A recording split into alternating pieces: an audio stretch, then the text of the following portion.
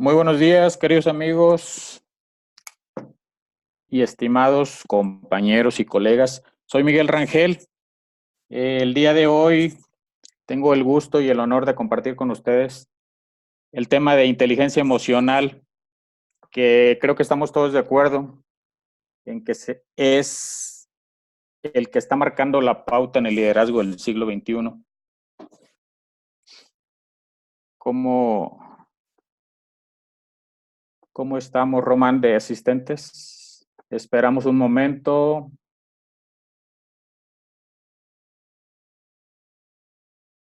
Al parecer somos 10 ya.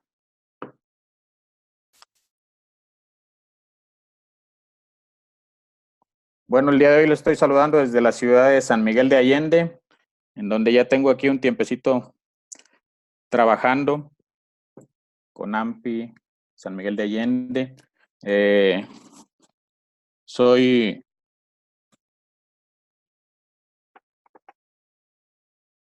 expresidente de la sección Reynosa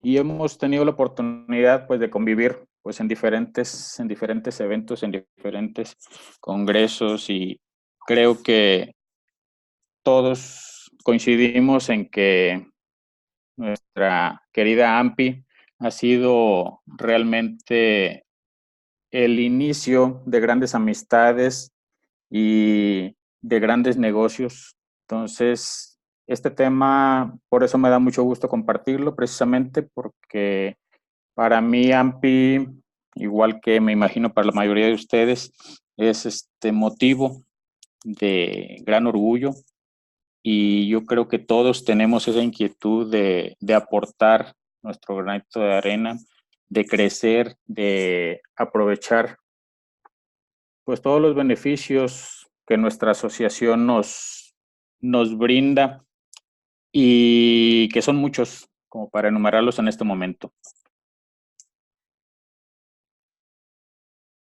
Son las 9:12.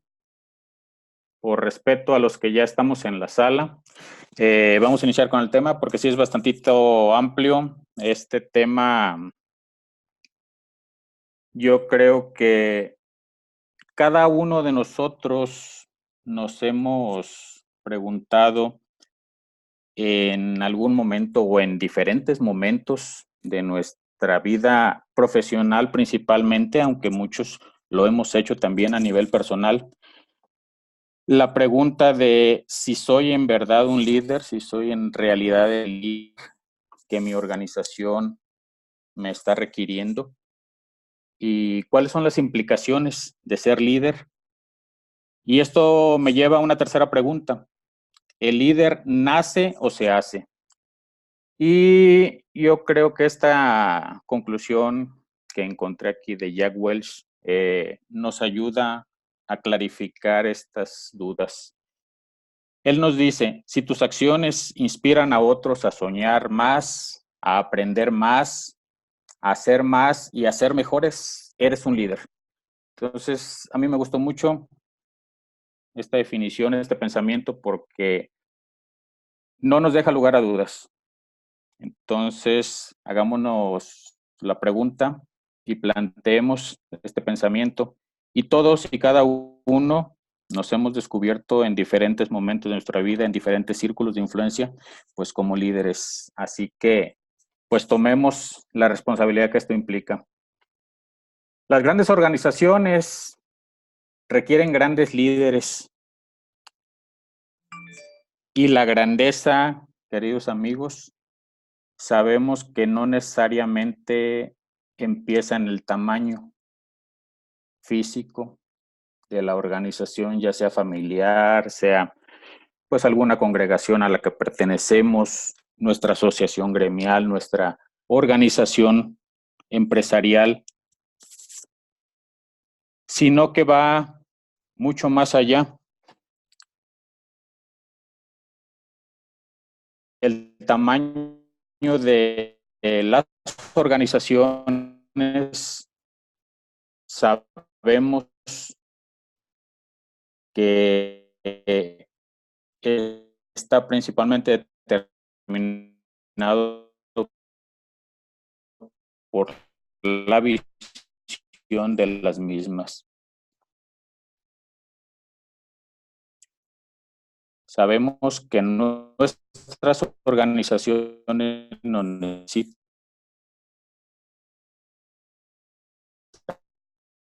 que nuestra familia, que nuestra congregación, inmobiliarios y asociaciones personales, empresariales, responsabilidad es el número uno nuestra, pero hoy yo quiero ponerlo aquí en el segundo plano. Y en tercer lugar, last but not least, ¿verdad? Como dicen allá en mi rancho, para dejar un legado. Y yo creo que todos y cada uno de los líderes que en lo que a nuestra organización gremial corresponde, han puesto su granito de arena y nos han dejado un legado muy importante, nos han dejado una trayectoria de logros, de enseñanzas y de experiencias que han influido en nuestra formación de cada uno de nosotros. Yo creo que es un compromiso y es una gran responsabilidad seguir sus pasos y ir aún más allá.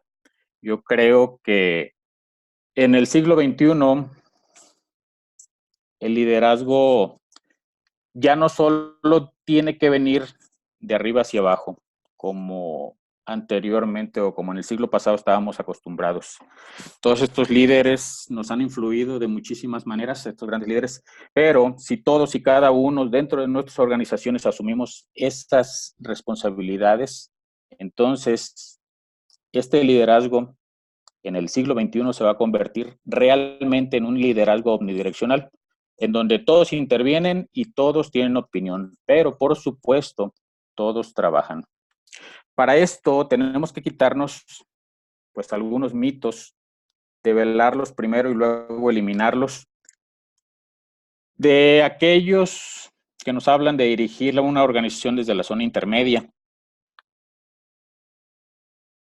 Aquí tenemos algunos de ellos, como por ejemplo, se puede aprender a desarrollar una influencia de liderazgo desde cualquier lugar de la organización al convertirse en líder de 360 grados. Nos dice John Maxwell que convertirse en un líder de 360 grados está al alcance de cualquiera que posea las habilidades de liderazgo buenas o de nivel promedio y quiera esforzarse en lograrlo. Entonces, volvemos a mi planteamiento, ¿el líder nace o se hace? Todos estos estudios pues nos llevan a la conclusión de que se puede desarrollar, de que sí, obviamente necesitamos nacer con características, con algunas tendencias tal vez que van a determinar nuestra personalidad, pero el trabajo más importante hoy lo sabemos gracias a todos estos estudios, que el líder se cultiva todos los días. Para ello, primero se tiene que estar seguro de no estar ligado a ninguno de los 7 mitos comunes de la gente que dirige en la zona intermedia de una organización. ¿Cuáles son estos mitos? Número 1, el mito de la oposición. No puedo dirigir si no estoy en la cima. Yo creo que esto es uno de los más comunes y sí es nuestra tarea en nuestras organizaciones, en nuestras empresas, todos los días trabajar con este mito. Sabemos que hoy la influencia, el liderazgo y principalmente la influencia, la ejercemos desde cualquier posición, desde el mensajero que nos ayuda a llevar, a traer trámites, desde la recepcionista que recibe a los clientes, hasta cada uno de los que intervienen en nuestra organización, tienen la capacidad de influir. El mito del destino. Cuando llegue a la cima, aprenderé a dirigir. Nada más equivocado. Si no dirigimos desde nuestra trinchera, pues obviamente ya sabemos cuál será el destino de la organización si un día llegamos a tener el honor de dirigirla. El mito de la influencia. Si estuviera en la cima, la gente me seguiría. Ese es otro completamente falso, puesto que si no tenemos hoy seguidores y no por el afán de alimentar nuestra vanidad, nuestro ego, sino porque nuestros actos están llamando la atención de los que nos rodean, pues definitivamente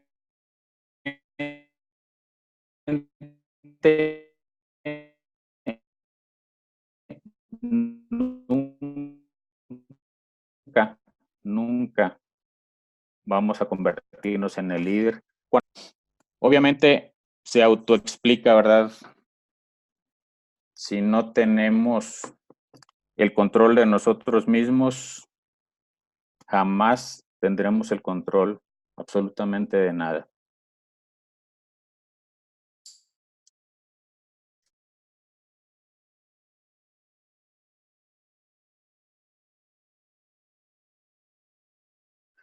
A nuestro querido amigo Adán Larracilla, a todos y cada uno de nuestros grandes líderes.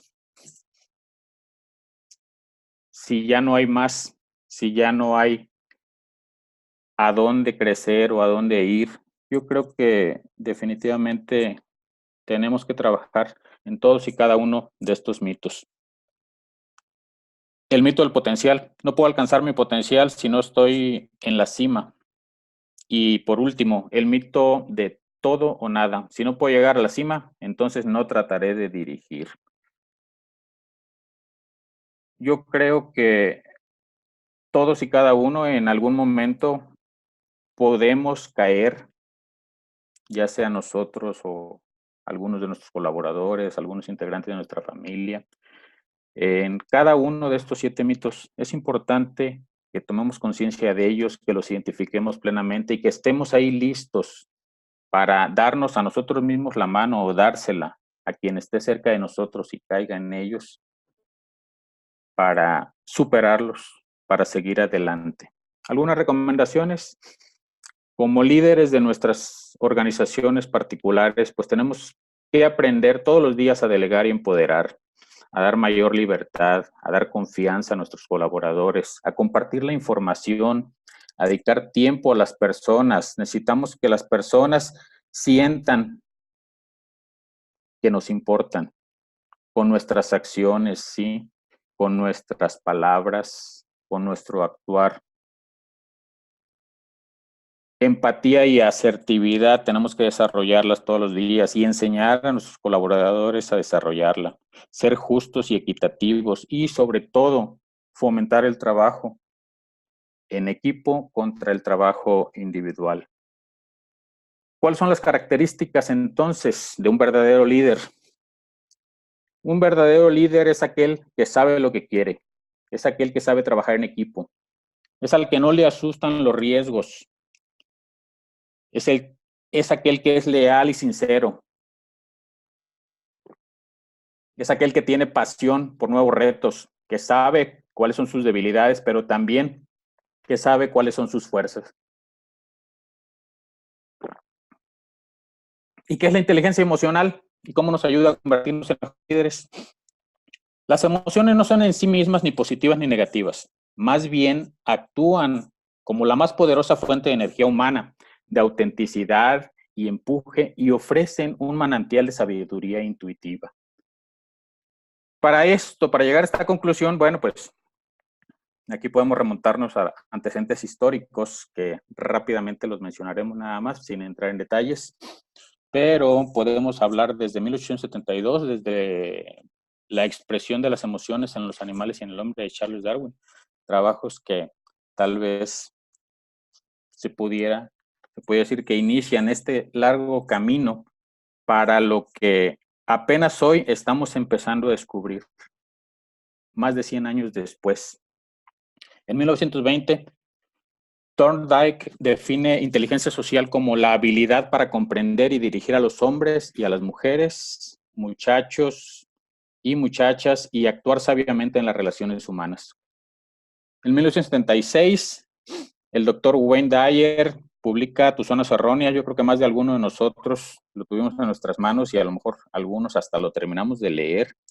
Aquí el doctor Dyer comienza a cuestionar el término del coeficiente intelectual. En 1983, Howard Gardner y su teoría de las inteligencias múltiples desató una moda. Fue realmente un boom este conocimiento que nos hablaba de las 7 inteligencias.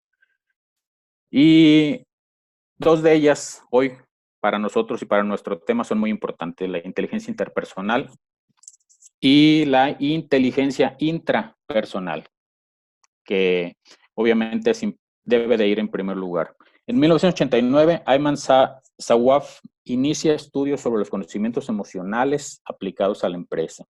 En 1990, Salovey y Mayer acuñan el término inteligencia emocional. 1990, tenemos ahí por fin definida como un tipo de inteligencia social que incluye la habilidad de supervisar y entender las emociones propias y las de los demás, discriminar entre ellas y usar la formación para guiar el pensamiento y las acciones de uno. Y en 1995, Daniel Goleman publica Inteligencia Emocional, que hoy, pues prácticamente el término está completamente asociado a él. Pero en 1997, Robert Cooper, con Ayman Sawaf, del que mencionamos sus trabajos iniciales en 1989, publican la inteligencia emocional aplicada al liderazgo y a las organizaciones. Con estos antecedentes llegamos, como lo vimos aquí, a 1985, en donde Daniel Goleman, pues ahora sí, nos define inteligencia emocional como una habilidad para percibir, asimilar, comprender y regular las propias emociones y las de los demás, promoviendo un crecimiento emocional e intelectual, el cual utiliza esta información para guiar nuestra forma de pensar y nuestro comportamiento. Según este libro, Daniel en sus investigaciones ha encontrado que los líderes más efectivos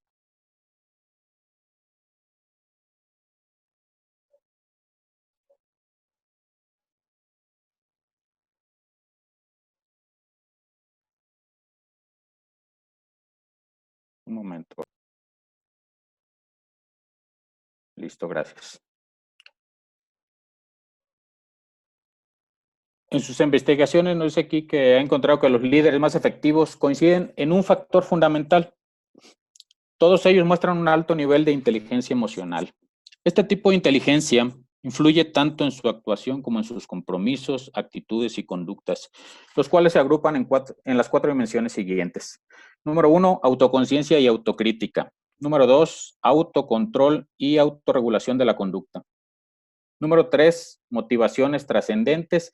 Y número 4, empatía y compromiso social o habilidades sociales. Entonces, es conveniente y justo que hoy nos preguntemos, ¿es un coeficiente intelectual alto garantía de éxito en la vida? Y pues si volteamos a nuestro alrededor, pues nos daremos cuenta que hoy no es una garantía. Si bien un coeficiente intelectual alto puede ser eh, determinante para éxito en diferentes áreas, muchas veces estas personas que vemos o que recordamos que eran los cerebros del salón en nuestros días de estudiante, vemos que van por la vida eh, sin muchas habilidades sociales y por lo mismo muchas veces no les es posible alcanzar el desarrollo pleno ni el éxito profesional incluso que se deberían de merecer, pues porque todos estamos precisamente en ese merecimiento, pero obviamente pues tenemos que poner un esfuerzo en, como lo vamos a ver aquí más adelante, primero que nada en conocernos y en encontrar pues esas áreas de oportunidad que tenemos. Hemos escuchado mucho acerca de la teoría del doctor MacLean, de los 3 cerebros, y nos habla básicamente de que nuestro cerebro se divide en 3. El cerebro reptiliano, que es el que responde, ¿sí? El que nos controla nuestras necesidades, nuestras respuestas, perdón, a nuestras principales necesidades más básicas, como por ejemplo la supervivencia. Y tenemos el cerebro límbico, que es el de las emociones.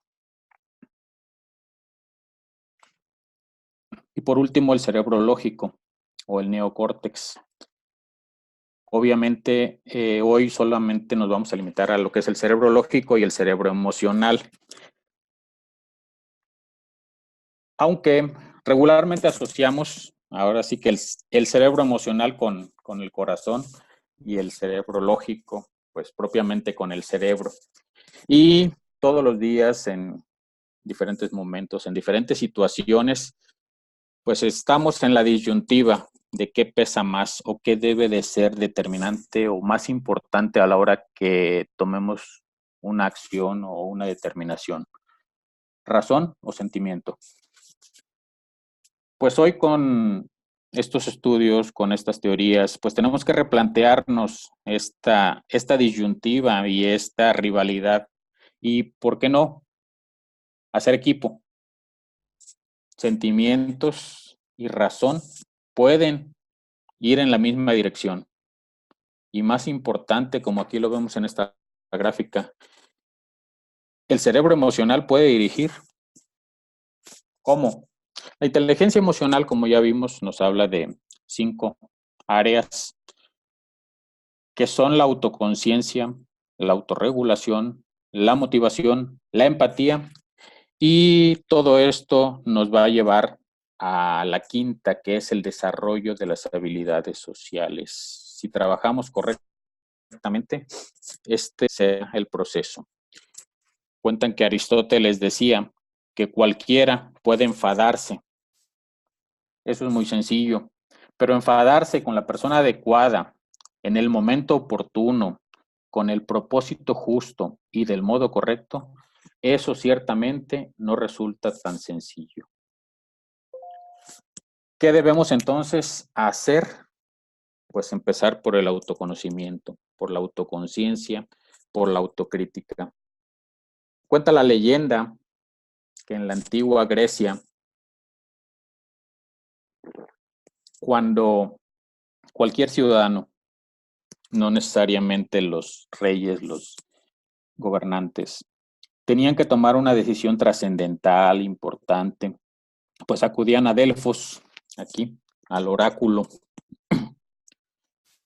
en donde a la entrada del mismo se encontraba este letrero, obviamente en griego, que significa: hombre, conócete a ti mismo. Como lo vimos en la película de Matrix, cuando Neo, el elegido, acude con el oráculo y ve ahí inscrita esta leyenda. ¿De qué nos habla esto? Pues de que tenemos que hacer una introspección profunda todos los días, así como Alicia sigue al conejo blanco a lo más profundo. Precisamente ese camino es el que tenemos que recorrer.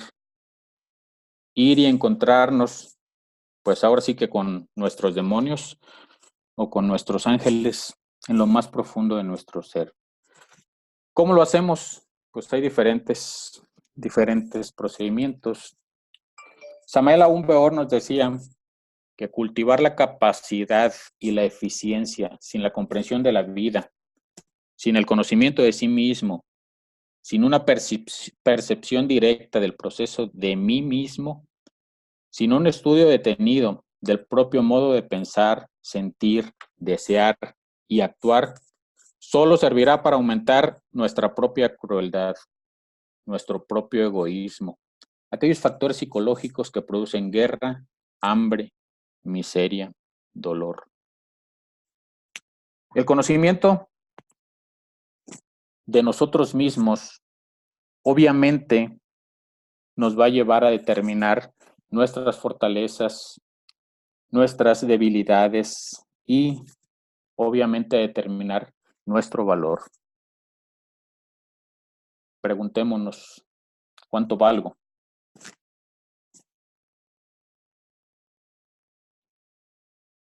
Hay una fórmula que nos puede ayudar a determinar nuestro valor y es esta: valor es igual a conocimientos más habilidades por actitud.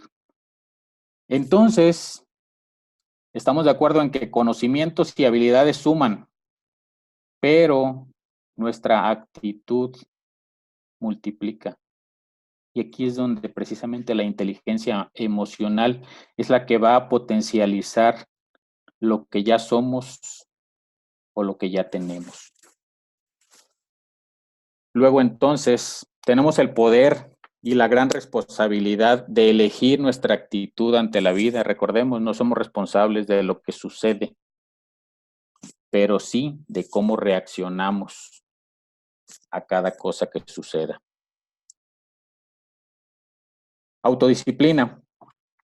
Si bien ese autoconocimiento, como decía, hay muchas maneras para llegar a él, la principal de ellas, pues es la meditación.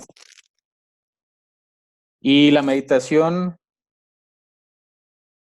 es encontrarnos con nosotros mismos aquí y ahora, con esa conciencia de lo que somos, de lo que tenemos, de a dónde vamos, y llevar esa meditación a cada momento de nuestra vida, llevar esa conciencia a cada acto de nuestro día, a estar presentes, a no estar ni mañana porque estaremos ansiosos, ni a estar ayer porque tal vez estaremos decepcionados, tal vez estaremos tristes, tal vez estaremos pensando en lo que no hicimos. Solo hoy tenemos la posibilidad de poder actuar. Ya no ayer, no mañana. Dicen que el futuro es un pagaré sin fecha de vencimiento. El pasado es un cheque sin fondos. Entonces, el presente es el único efectivo con el que disponemos, pues con él trabajemos. ¿Cómo desarrollamos la autodisciplina? Pues precisamente con técnicas que vayamos adoptando precisamente para, como lo vamos a ver en la siguiente lámina, aprender a posponer la gratificación. ¿Cuáles son los beneficios que vamos a obtener de la autodisciplina? Pues evitar actuar impulsivamente, continuar trabajando en un proyecto incluso si la primera oleada de entusiasmo se ha desvanecido, ir al gimnasio, caminar o nadar, cuando lo único que se quiere es acostarse o sentarse y ver la televisión. Mantener una rutina de ejercicios físicos que permita estar en forma, aprender a despertar y levantarse temprano, superar malos hábitos, comenzar a leer un libro y leerlo hasta la última página, para meditar con regularidad, para superar la pereza, la desidia, la procrastinación, para cumplir promesas que nos hacemos a nosotros mismos y a los demás.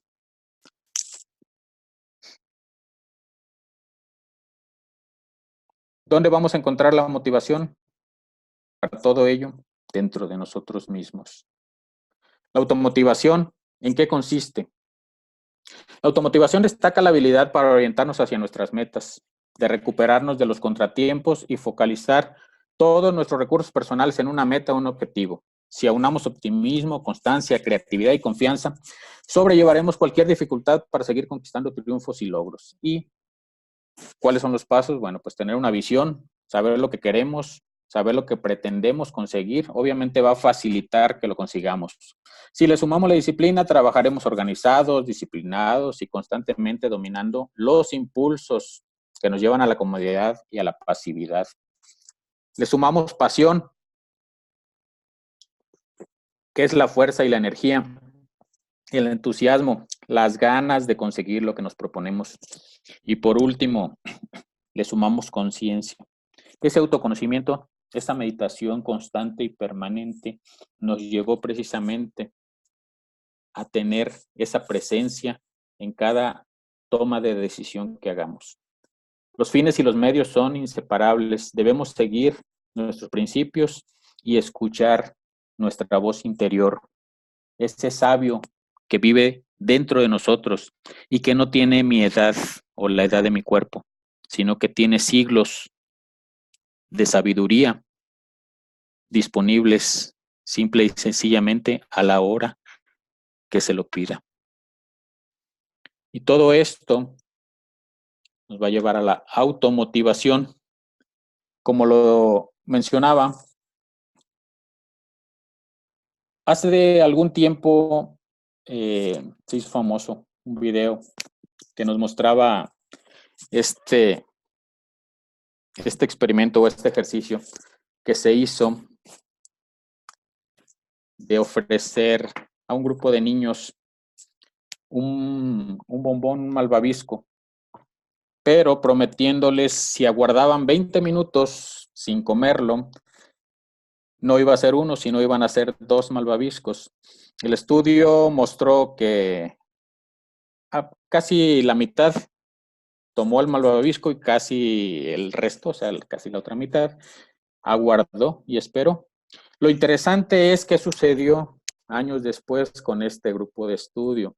Obviamente aquellos niños que postergaron la gratificación, que esperaron los 20 minutos, son niños que su inteligencia emocional obviamente tiene un grado más avanzado, tienen autocontrol y obviamente eso con el pasar de estos 15, 20 años posteriores a ese experimento, han demostrado que esas habilidades en la vida los han llevado mucho más lejos que aquellos que en aquel momento no tuvieron la fuerza de voluntad necesaria para esperar por ese segundo malvavisco. El secreto, rodeemos de gente que nos motive a crecer y a superarnos. Siempre vamos a encontrar esas áreas de oportunidad no solo en nosotros, sino cuando empecemos a ver alrededor. Validaremos esta tesis que nos dice que somos el promedio de las 5 personas con las que más convivimos. Pues entonces procuremos que esas 5 personas sean gente que nos motive, gente que nos influya positivamente, gente que nos ayude a ser grandes. Empatía. ¿Qué es la empatía? Ponerse en los zapatos del otro. Y no hay que confundir con simpatía. Y mucho más, hay que alejarnos de la apatía. ¿Qué es la apatía? Es la dejadez, indolencia, falta de vigor o energía. Es un simple no me interesa. La simpatía es una inclinación afectiva entre personas. Generalmente es espontánea y mutua. Pero la empatía va mucho más allá. La empatía es una identificación mental y afectiva de un sujeto con el estado de ánimo del otro.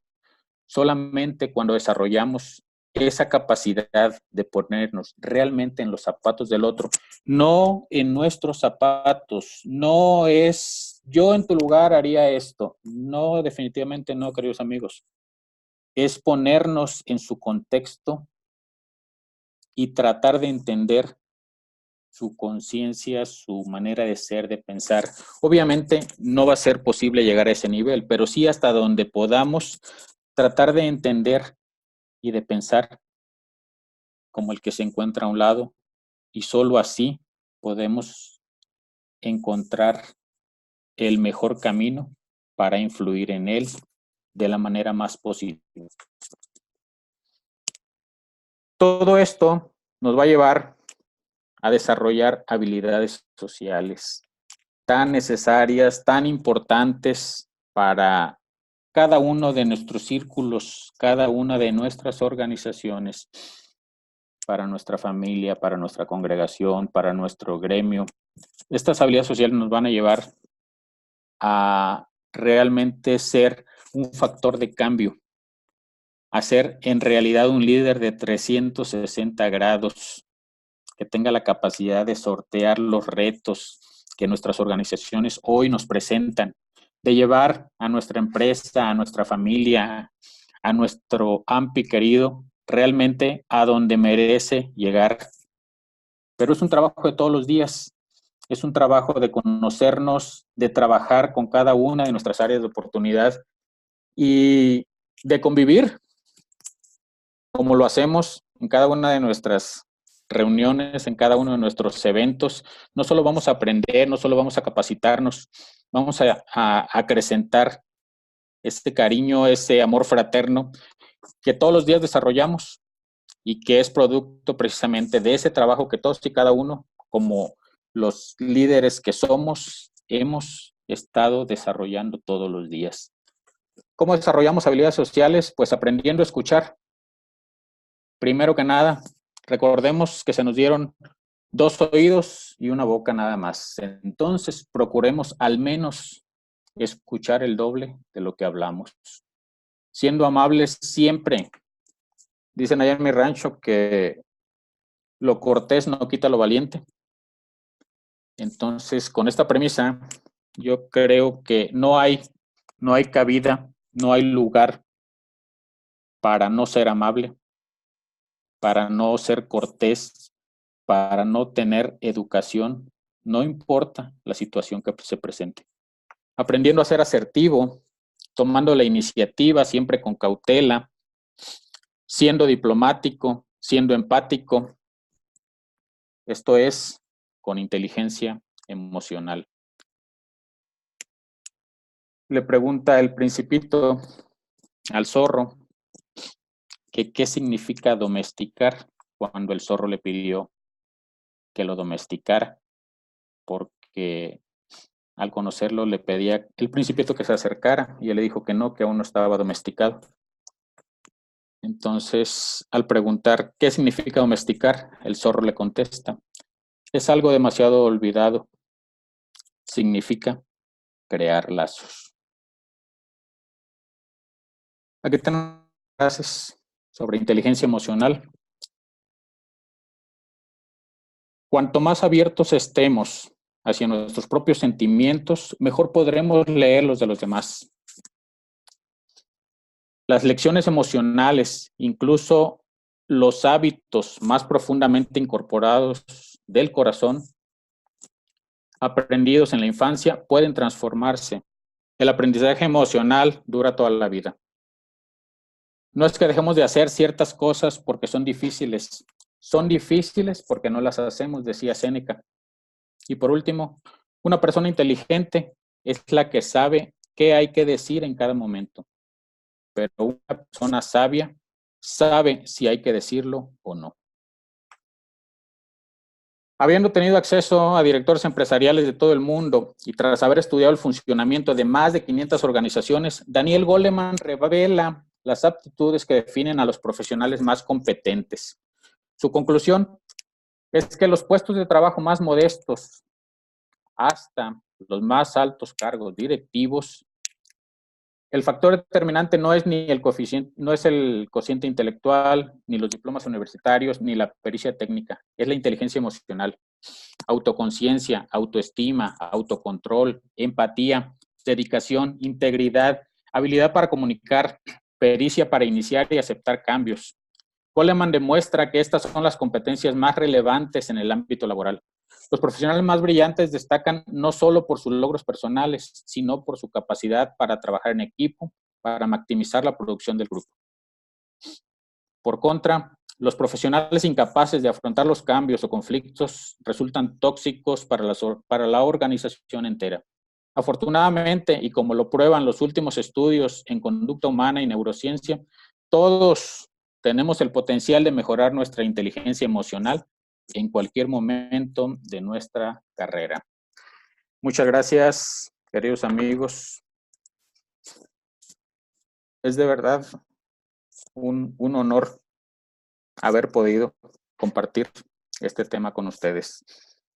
Agradezco los comentarios que tengan y me los hagan llegar y yo les compartiré un resumen de uno de los libros que aquí les mencioné, el último, acerca de la inteligencia emocional en las organizaciones. Muchas gracias.